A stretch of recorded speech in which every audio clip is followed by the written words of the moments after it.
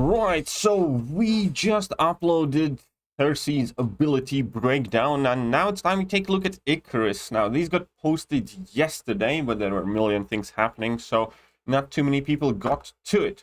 There are some interesting things to Ikaris, or Homelander, or call him as you will, to be honest. But, well, let's just take it step by step. Just like Ikaris, he's a cosmic champion. Just like Cersei, he's a cosmic champion.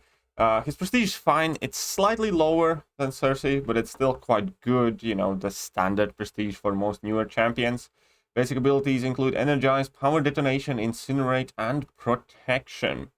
Now, some of those things will actually be quite curious and interesting, and we will inevitably see some hyperbolic videos coming out of this guy's like, oh my god, look at the insane damage. I can already predict that at least 5 of the more popular top YouTubers are going to be like, this is insane, and stuff like that. But it might be. It might not be. Because, as always, these ability descriptions are just kind of indicators what these champions are about. You by no means can draw a conclusive picture of whether they're going to be very good or very bad, because you need to see how they exactly play out, how realistic are the rotations, how the numbers look like, what are their base stats, and all that other stuff. So that being said, keep that in mind. This is just meant to give us an idea, and they might be very good. And I'm sure that there is a potential for a huge burst and chunk damage, just like there is with Proxima Midnight, for instance. Is Proxima the king of the queen of any game mode at the moment? No. Has she ever been a queen of any game mode? No. So keep that also in mind when we do get to see the gameplay. Perfect conditions, perfect scenarios, perfect rotations, and everything else like that is very good to showcase what champion can do. But it doesn't tell you whether it's worth doing, whether people will choose to do it, or whether that is the best thing that you could do in that situation. Anyways, let's move on. So strengths, punishing power manipulation champions. Okay, Mega Spike Burst Special 3. That's his strength. Weaknesses, nullify champions, incinerate immune champions, high energy resistance champions. Abilities, always active, immune to incinerate and shock, and reduces damage of poison by 20%. Now, I do like that. I do like this a lot, especially because incinerate and shock immunity is not often combined in a same champion for whatever reason. We had Super Scroll, which was probably the most positive thing about that guy, but in general, there aren't too many incinerate and shock immune champions, and I do think that's quite cool. And also reducing the poison damage by 20% will mean that he's tolerably liquid courage double edge kind of friendly potentially. All basic attacks are energy damage. It's neat, take it or leave it. It has some weaknesses, it has some advantages. When struck by a medium attack, power detonation. Inflict a power detonation debuff lasting 15 seconds. If power detonation expires naturally, the opponent receives a burst of 200% energy damage. If the opponent launches a special attack, this debuff is removed with no penalty. Cooldown 10 seconds. So that is to keep in mind. Medium attacks might be a no-no, but you can use heavies, you can use lights, and if you're spamming special attacks, then, it's all good as is. Plus, on top of that, you can use ability accuracy reduction to bypass this thing, or you can use skilled champions or other champions to shrug off abilities to get rid of this debuff. And that also means that you will be able to heal with willpower against him. But this is definitely one of those, defensive mechanics that could be very annoying in like Alliance War or something. So we'll see how it works out, because I can easily see scenarios where this requires very specific counters. But we'll see. Getting your opponent to hit you with a medium, then forcing them to throw a special attack on your timetable, it's coming or they will take damage. Cool. Right, Energize, max stacks of 10. Gain +1 Energize whenever either champion strikes or hits into block with a light attack.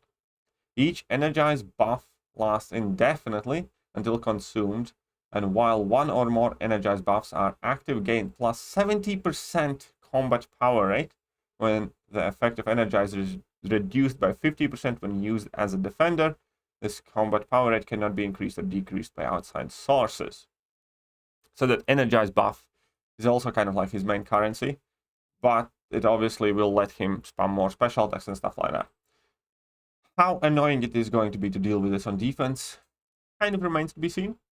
Whilst +7 energized buffs are active whenever Ikaris power is reduced for any reason, inflict the opponent with a burst of 297 energy damage per energized buff. No effect against Mystics.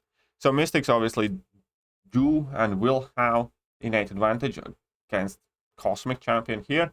This is going to be one of these. So if you do use Power Steal, Drain, Lock, whatever, Burn, and all that other stuff, then you're going to be taking damage basically against Ikaris, unless you're using Mystic Champion. All special attacks consume 10 energized buffs on hit. Landing a heavy attack inflicts the opponent with Incinerate debuffs equal to 50% of the energized buffs and remove 1 energized buff. Okay, so heavy attacks have access to Incinerate. That's quite neat. We'll see the potency of that. We're going to go to Incinerate, and this is where the juicy thing kind of starts. Incinerate will deal negligible amount of damage over 22 seconds. However, you still reduce perfect block chance and reduce block proficiency by 50%. So landing a heavy attack pauses all Incinerate debuffs for 8 seconds. And 8 seconds is a significant pause. Like, I think Crossbones only has 3 seconds and stuff like that. So if you do land those heavy attacks, that 8 seconds is quite long amount of pause to be had. And the entire champion effectively revolves around alternating in between level 1s and level 2s, increasing and upkeeping your Incinerate debuffs. So special 1 inflicts 3 Incinerate debuffs on each hit and refresh all Incinerate debuffs. Now, we do not know how many hits this has, at least I don't, but you know, this is going to give you a chunk of Incinerates and let you refresh them. And if Ikaris has 10 energized buffs, gain a protection buff for 30 seconds, preventing Ikaris from taking more than 5% of max damage from a single hit, except special 3s. So he becomes chunkier should you happen to mess up. Also, if Ikaris has less than 10 energized buffs, gain an armor buff, increasing armor rating by 900 for 30 seconds. It's quite long armor buff. And it's just access to another, you know, buff. And having access to armor buff can be frequently quite useful. Special 2. Double all Incinerate debuffs. If you have no Incinerate debuffs on the opponent, apply 10. If Ikaris has 10 energized buffs, gain an unblockable buff for 8 seconds on special activation. If Ikaris has less than 10 energized buffs, you gain 3000 physical resistance for 30 seconds. So this is another one of those things. So with level 1, you inflict some Incinerates and refresh all the duration. With level 2, you double them up. And then you'd probably want to build up to level 1 to refresh and again and stuff like that. And then you build up to your level 3 eventually. True damage attack that applies a bonus of 1241 attack per unique buff currently on Ikaris. Each Incinerate debuff on the opponent grants 372 attack rating for this attack. Consume all but 10 Incinerates. So you would be getting a crap ton of attack. So 372 times 100, so times 10 would be 3000, times 100 would be 37,000, times 200 would be like 74,000 attack rating. This level 3 will hit hard. Really will. Once you get there. And the question is the ability to get there realistically, how long it takes, how hard it is, all of that will have to remain to be seen once you actually get to play with him. Let's take a look at synergy ability. Each time opponent tries to apply an effect on Ikaris that he is immune to, inflict an energy vulnerability passive, decreasing energy resistance by 900 for 10 seconds, max 10 stacks. Now this can be quite cheesy if you're going in like clapback or stuff like that. It could be quite interesting. And yeah, it's situational, definitely. But I do like that it's passive and it will let you hit harder. So in some matchups, I actually kind of expect Ikaris to hit really hard on his base as well. Never you mind that Incinerate. But this should help Incinerate do more damage as well and all that other stuff. So in certain matchups, this signature ability has the potential to kind of overcharge Ikaris. I do not think it is essential to his base rotation, though. Right, so let's take a look at synergies, and then I'm going to kind of go over what I think overall about him. So, Ikaris with Cyclops and Black Bolt gains 1 bonus base stack of Incinerate on Special 1 when paired with Cyclops or Black Bolt, but it stacks if with both. So, 5 Incinerates per hit. So that would help you ramp up your Incinerates quicker. Plus 25% Fury buff for 10 seconds when inflicting an armor break debuff for Cyclops. Could be quite interesting. You can get up to 4 of those, so 100% increased attack, but it's Cyclops, you know, it's nowhere near good enough. And Black Bolt gains 100% combat power rate for 4 seconds when inflicting a personal stun debuff. You know, it could actually be really good for Black Bolt, to be honest. We'll see. But, you know, Black Bolt is, again, one of those champions where you need to have already hit monkey synergy for him to be viable and dupe and stuff like that. And in general, Black Bolt is Black Bolt. Hard-headed with Unstoppable Colossus, Juggernaut, and Ikaris.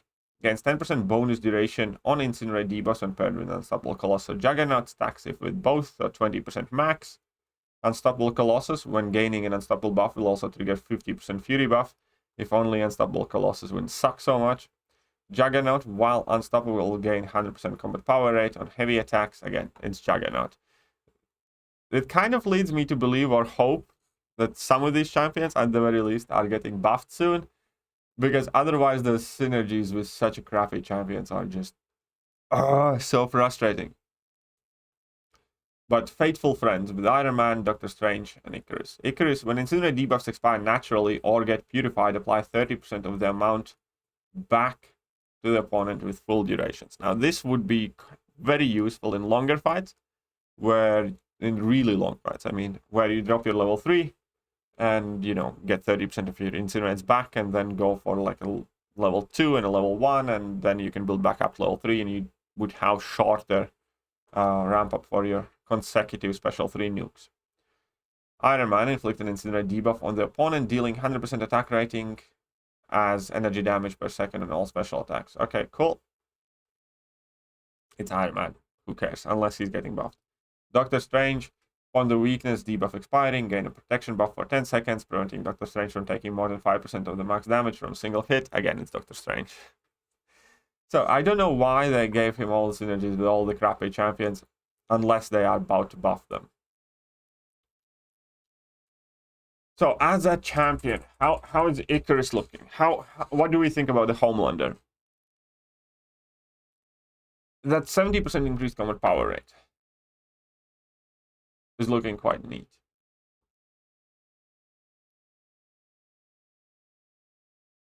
He doesn't look defensively hard. He really doesn't. I think at the moment, at the very least, it looks like Cersei is more defensive character. Ikaris is kind of like the offensive one. And Ikaris, there is a huge damage potential, without a doubt. Without a doubt. How easy it is going to be to get to that mega nuke level 3, that's one thing. Another thing to keep in mind is how many nodes we have in the game that messes with, you know, power in general. And stuff like that. I don't know. Like, again, everybody knows that I'm on a skeptical and cautious side when it comes to champions. Here's what I can see.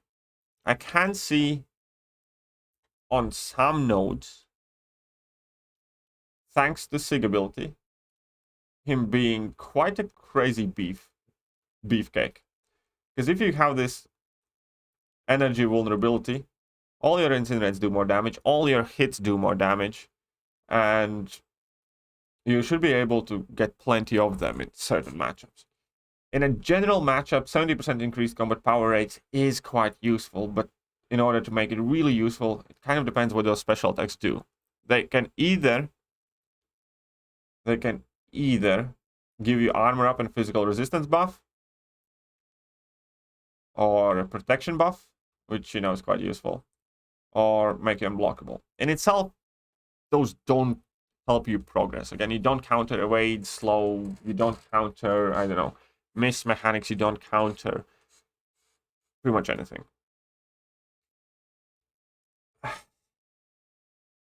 It's quite tricky to see a place where I would want to pick this champion up and say, like, this is what I'm going to do with him immediately. Because any and all champions that have these special 1, special 3, special 2 rotations, they pretty much never get used. Or very seldom. Like, look at champions like, I don't know, Mysterios, like Namors, and whoever else who needs to throw, like, multitudes of different special attacks to kind of, like, get going. But he has the increased combat power rate. Overall, how he's going to do is going to pretty much entirely depend on his base numbers and how hard it is to execute the rotation.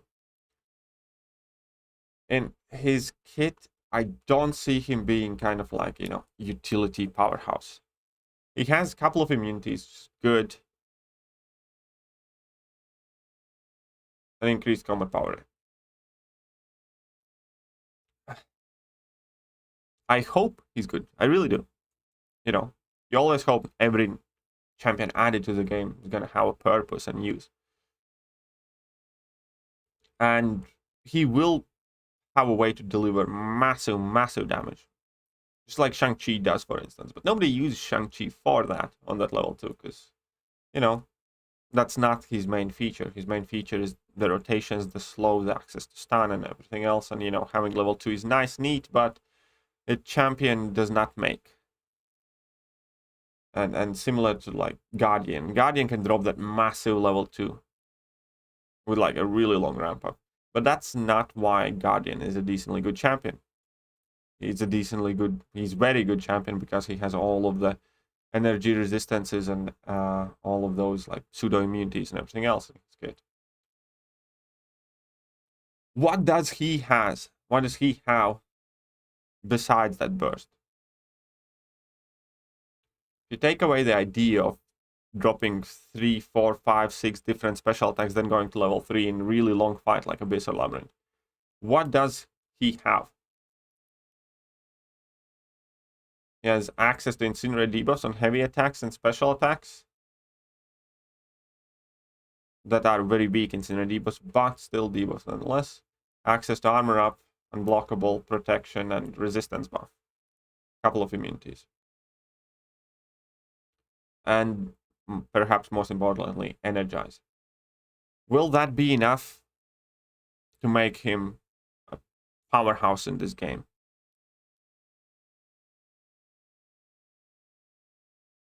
Doubtful. That's where I'm at. But again, this is by no means like a final conclusion. He might come out, he might have amazing base stats, high crit chance, does a ton of damage in his base, and very quick to ramp up thanks to that 70% increased, you know, power rate, and then that comes into play more often than I anticipated, and he might end up being like, I don't know, insane. All that might happen. As it stands right now, after reading his abilities, I'm not sold on him. That's about it. But let me know what you guys think. See you soon.